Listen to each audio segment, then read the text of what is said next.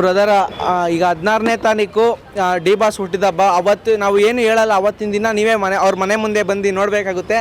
ಅಭಿಮಾನಿಗಳು 3 ದಿನದಿಂದನೇ ಹೋಟೆಲ್ಗಳನ್ನ ಬುಕ್ ಮಾಡ್ಕೊಂಡು ಅಲ್ಲೇ ಆಲ್ಟ್ ಆಗಿ ಅದ್ರ ನಾಳೆ ಬೆಳಗ್ಗೆ ಏನೇನು ಪ್ರಿಪ್ರೇಷನ್ಸು, ಅನ್ನದಾನ ಇರ್ಬೋದು, ಕೇಕ್ ಕಟಿಂಗ್ ಆಗಿರ್ಬೋದು, ಕಟೌಟ್ಸ್ಗಳಾಗಿರ್ಬೋದು. ಡಿ ಬಾಸ್ ಬರ್ತಡೇ ಅಂತಂದರೆ ಒಂದು ಸ್ಯಾಂಡಲ್ವುಡ್ಗೆ ಅವತ್ತಿನ ದಿನ ಒಂದು ಸಂಭ್ರಮ ಅಂತಲೇ ಹೇಳ್ಬೋದು. ತುಂಬಾ ಚೆನ್ನಾಗಿ ಅದ್ದೂರಿಯಾಗಿ ಮಾಡ್ತೀವಿ. ಇನ್ನೊಂದು ನಮಗೆ ನೋಡಿ February 14th love day, kiss day, hug day, ನಮ್ಗೆ ಯಾವ ಡೇನೂ ಬೇಕಾಗಿಲ್ಲ ಸರ್. ನಮಗೆ ಬೇಕಾಗಿರೋದು ಒಂದೇ, ಅದು ನಮ್ಮ ಡಿ ಬಾಸ್ ಬರ್ತಡೇ. ಈಗ ನೋಡಿ ಸರ್, ಈಗ ಇನ್ನೊಂದು ಹೇಳೋಕ್ಕೆ ಇಷ್ಟಪಡ್ತೀನಿ. ಇಂಗ್ಲೀಷ್ನವ್ರಿಗೆ ನ್ಯೂ ಇಯರ್ ಅನ್ನೋದು ಒಂದು ಹಬ್ಬ. ಇಂಗ್ಲೀಷ್ನವ್ರಿಗೆ ನ್ಯೂ ಇಯರ್ ಅನ್ನೋದು ಒಂದು ಹಬ್ಬ. ನಮ್ಮ ಕನ್ನಡ ಜನತೆಗೆ ನಮ್ಮ ಡಿ ಬಾಸ್ ಬರ್ತಡೇ ಅಂದ್ರೆ ಒಂದು ಹಬ್ಬ. ಒಂದು ಡಿ ಬಾಸ್ ಬರ್ತಡೇ ಈಗ ನೋಡಿ ಸರ್, ಈಗ ಎಷ್ಟೊಂದು ಜನ ಅವ್ರ ಬರ್ತಡೇನೇ ಒಂದು ಸೆಲೆಬ್ರೇಷನ್ ಮಾಡ್ಕೊಳ್ಳಲ್ಲ. ಅಂಥದ್ರಲ್ಲಿ ಡಿ ಬಾಸ್ಗಂತಲೇ ಬಂದು ಎಸ್ಪೆಷಲಿ ಡಿ ಬಾಸ್ಗಂತಲೇ ಬರ್ತಡೇ ಸೆಲೆಬ್ರೇಷನ್ ಮಾಡಿಕೊಂಡು ಅವ್ರನ್ನ ಮೀಟ್ ಮಾಡಬೇಕಂತ ಅಂದ್ಬಿಟ್ಟು ತುಂಬ ಲಕ್ಷ ಕೋಟಿ ಅಂತ ಜನ ಅವ್ರನ್ನ ಮೀಟ್ ಮಾಡಬೇಕಂತ ಅವತ್ತಿನ ದಿನ ಜನಗಳು ನೀಡ್ತಾರೆ. ಅವತ್ತಿನ ದಿನ ನೋಡ್ಕೊಳ್ಳಿ, ಏನಾದ್ರು ಒಂದು ಡಿ ಬಾಸ್ನವ್ರನ್ನ ಕೆದಕಬೇಕು, ಏನೋ ಒಂದು ಮಾಡ್ಬೇಕಂತಾನೆ ಕಾಂಟ್ರವರ್ಸಿ ತಗೊಂಡು ಬರ್ತಾರೆ. ಅದೇನು ಡಿ ಬಾಸ್ ಒಬ್ಬರೇ ಅವ್ರ ಕಣ್ಣಿಗೆ ಕಾಣೋದು ಅಂತ ನನಗೆ ಅರ್ಥ ಇದ್ದಾರೆ. ಈಗ ಒಂದು ಸಿನಿಮಾ ಸಕ್ಸಸ್ ಆದರೂ ಸರಿ, ಡಿ ಬಾಸ್ ಅವ್ರು ಹಂಗೆ ಮಾಡಿದ್ರು, ಡಿ ಬಾಸ್ ಅವ್ರು ಹಿಂಗೆ ಮಾಡಿದ್ರು, ಅದು ಮಾಡಿದ್ರು, ಇದು ಮಾಡಿದ್ರು, ಏನೇ ಮಾಡಿದ್ರು ಡಿ ಬಾಸ್ ಅವ್ರ ಹೆಸರು ಯಾಕೆ ತಗೋತಾರೆ ಅಂತ ನಾನು ಇಲ್ಲಿವರೆಗೂ ಗೊತ್ತಾಗಿಲ್ಲ. ಬರ್ತಡೇ ದಿವಸನೂ ಅಷ್ಟೇ ನಾವೆಲ್ಲ ನಮಗೆ ಆಗಿರಲಿ, ನಾವು ಎಲ್ಲರೂ ನಾರ್ಮಲ್ ಪೀಪಲ್ಸು ಯಾರು ಏನು ವೆಯ್ಟ್ ಮಾಡ್ತಾ ಇರ್ತಾರೆ ಅಂದರೆ ಲವರ್ಸ್ ಡೇ ಆಗಿರ್ಬೋದು, ವ್ಯಾಲೆಂಟ್ಸ್ ಡೇ ಆಗಿರ್ಬೋದು, ನಮ್ಮಂಥ ಲೆಜೆಂಡ್ ಮಾಸ್ ಹೀರೋಗಳ ಫ್ಯಾನ್ಸ್ ವೆಯ್ಟ್ ಮಾಡ್ತಾ ಇರೋದು ಫೆಬ್ರವರಿ 16th. ಅದು ನಮ್ಮ ಡಿ ಬಾಸ್ ಹುಟ್ಟಿದಬ್ಬಕ್ಕೆ ನಾವೆಲ್ಲ ವೆಯ್ಟ್ ಮಾಡ್ತಾ ಇದ್ದೀವಿ. ಅವತ್ತಿನ ದಿನ ನಮ್ಮ ಡಿ ಬಾಸ್ ಹೆಂಗಿರ್ತಾರೆ, ಒಂದು ಏನೋ ಸಿನಿಮಾ ರಿಲೀಸ್, ಏನೋ ಟೈಟಲ್ ಲಾಂಚ್ ಡೆವಿಲ್ ಅಂತ ಒಂದು cinema getup look, first teaser ಮತ್ತು KVN ಪ್ರೊಡಕ್ಷನಲ್ಲಿ ನಮ್ಮ ಪ್ರೇಮ್ ಅವರು ಏನೋ ಒಂದು ಟೈಟಲ್ ಲಾಂಚ್ ಮಾಡ್ತಾರೆ ಅಂತ ಹೇಳಿದ್ದಾರೆ. ಅದಕ್ಕೂ ಆ ಕಾತ್ರದಿಂದ ನಾವೆಲ್ಲರೂ ಕಾಯ್ತಾ ಇದ್ದೀವಿ. ಆ ಸಿನಿಮಾ ಲಾಂಚ್ ಆದಮೇಲೆ ಅಂತೂ ಸೋಷಿಯಲ್ ಮೀಡಿಯಾ ಅಂತೂ ಧ್ವಂಸ ಆಗಬೇಕು. ಕೆಲವು ಜನ ಹೇಳ್ತಾರೆ ಡಿ ಬಾಸ್ ಅವ್ರಿಗೆ, ಡಿ ಬಾಸ್ ಹಂಗೆ ಹಿಂಗೆ ಅಂತ. ನೀವು ಫಸ್ಟು ಬಂದು ಡಿ ಬಾಸ್ನ ಕಣ್ಣಾರೆ ನೋಡಿ, ಇಲ್ದಿದ್ದೆಲ್ಲ ನೋಡಬೇಡ್ರಿ. ಏನು ಗೊತ್ತಾ, ಈಗ ಕೆಲವೊಬ್ರು ಜನಕ್ಕೆ ತಿಗಾಕಪ್ ಜಾಸ್ತಿ ಆಗಿಬಿಟ್ಟೈತೆ. ಏನೇ ಮಾಡಿದ್ರು ಡಿ ಬಾಸ್ ಅವರೇ ಮಾಡಿದ್ರು, ಏನೇ ಮಾಡಿದ್ರು ಇವರೇ ಮಾಡಿದ್ರು ಅಂತ ಹೇಳ್ತಾರೆ. ಫಸ್ಟು ಅದನ್ನು ಅರ್ಥ ತಿಳ್ಕೊಂಡು ಡಿ ಬಾಸ್ ಅವ್ರಂತ ಎಂಥ ದೇವ್ರ ಮನುಷ್ಯ ಅಂತ ಫಸ್ಟು ನೀಟಾಗಿ ನೋಡಿಕೊಂಡು ಅವ್ರ ಬಗ್ಗೆ ನೀಟಾಗಿ ಮಾತಾಡ್ಬೇಕಂತ ಕೇಳ್ಕೊತೀನಿ. ಯಾಕಂದರೆ ಏನೋ ಇಲ್ದಿರೋನು ಇರುವೆ ಬಿಟ್ಕೊಂಡಂತೆ ಹಂಗಾಗ್ಬಿಡುತ್ತೆ ಡಿ ಬಾಸ್ ಅವ್ರ ಬಗ್ಗೆ ಮಾತಾಡಿದ್ರೆ.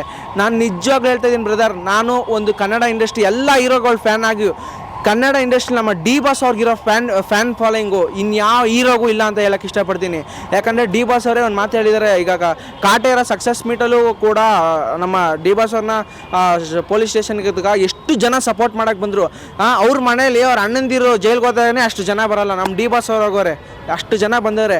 ಡಿ ಬಾಸ್ ಅವ್ರ ಮೇಲೆ ಎಂಥ ಜಗಳ, ಎಂಥ ಕಾಂಟ್ರಿಬ್ಯೂಷನ್, ಎಂಥ ಯಾರೇ ಬಂದು ಏನೇ ಮಾಡಿದ್ರು ಡಿ ಬಾಸ್ ಅವ್ರು ಏನಕ್ಕೆ ಕೇಳಿದ್ರಲ್ಲ, ಯಾಕಂದರೆ ಅವ್ರ ಫ್ಯಾನ್ಸ್ ಇದ್ದೀವಿ, ನಾವು ಅವ್ರ ಫ್ಯಾನ್ಸ್ ಆಗಿದ್ದೀವಿ.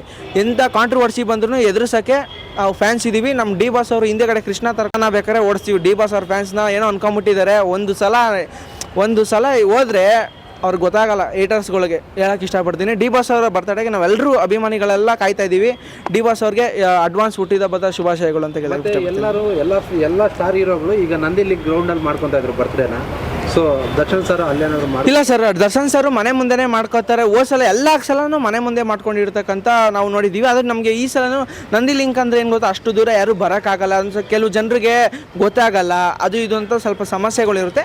ಅದಕ್ಕೆ ಎಲ್ಲರೂ ಬಂದು ಎಲ್ಲರೂ ಊಟ ನೋಡಿ ಸರ್. ನಮ್ಮ ಡಿ ಬಾಸ್ ಅವ್ರ ವ್ಯಕ್ತಿತ್ವ ಏನು ಅಂತಂದ್ರೆ ಎಲ್ಲರೂ ಒಬ್ಬರು ಮಿಸ್ ಇಲ್ಲ, ಎಲ್ಲರೂ ಬರ್ತಾರೆ, ಎಲ್ಲರೂ ಮೀಟ್ ಆಗ್ತಾರೆ, ಎಲ್ಲರೂ ಹೊಟ್ಟೆ ತುಂಬ ಊಟ ತಿನ್ನಿಸಿ ಮನೆಗೆ ಕಳಿಸ್ತಾರೆ. ಅದಲ್ವಾ ಸರ್, ಈ ಕಾಲದಲ್ಲಿ ಈ ಥರ ಹೀರೋ ಯಾರು ಮಾಡ್ತಾರೆ ಹೇಳಿ ಸರ್. ಈಗ ನಮ್ಗೆ ಏನು ಖುಷಿ ಅಂತಂದರೆ ನಮ್ಮ ಕಿಚ್ಚ ಸುದೀಪ್ ಅವರು ಒಂದು ಟ್ವೀಟ್ ಮಾಡಿದ್ದಾರೆ. ನನಗೂ ಗೊತ್ತಾಗ್ತಲ್ಲ ಏನು ಸಮಸ್ಯೆ ಅಂತ. ನಮ್ಮ ಕಿಚ್ಚ ಬಾಸು ಅವರು ಒಂಥರ ನಮ್ಗೆ ತುಂಬಾ ಇಷ್ಟ ಆಯಿತು ಒಂದು ಟ್ವೀಟ್ ಮಾಡಿದ್ದಕ್ಕೆ.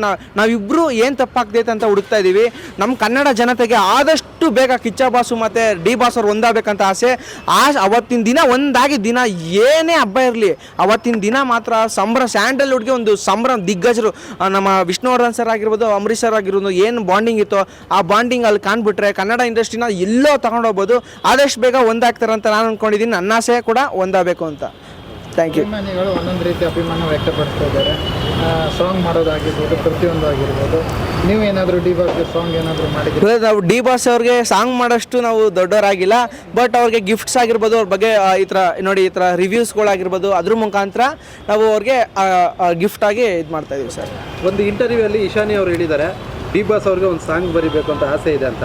ಸೊ ಅದ್ರ ಬಗ್ಗೆ ಏನು ಹೇಳ್ತೀರಾ ಬ್ರದರ್? ಈಗ ಏನು ಗೊತ್ತಾ, ಡಿ ಬಾಸ್ ಅವ್ರ ಬಗ್ಗೆ ಸಾಂಗ್ ಬರೀಬೇಕು ಅಂತಂದರೆ ದಮ್ ಇರಬೇಕು.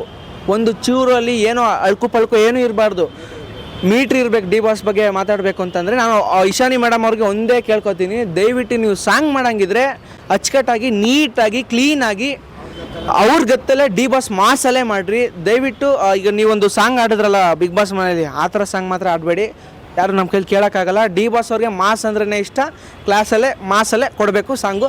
ಅವಾಗ ಕೊಟ್ಟರೆ ಮಾತ್ರ ಜನ ನಿಮ್ಮನ್ನ ಎತ್ತಿ ಎತ್ತಿ ಮೇಲೆ ಹಾಕ್ತಾರೆ, ಅಂದರೆ ಬೆಳೆಸ್ತಾರೆ. ಡಿ ಬಾಸ್ ಅವ್ರಿಗೆ ಒಂದು ಗತ್ತಲೆ ಇರಬೇಕು, ಅದನ್ನು ಕೇಳ್ಕೊತೀನಿ ನಾನು.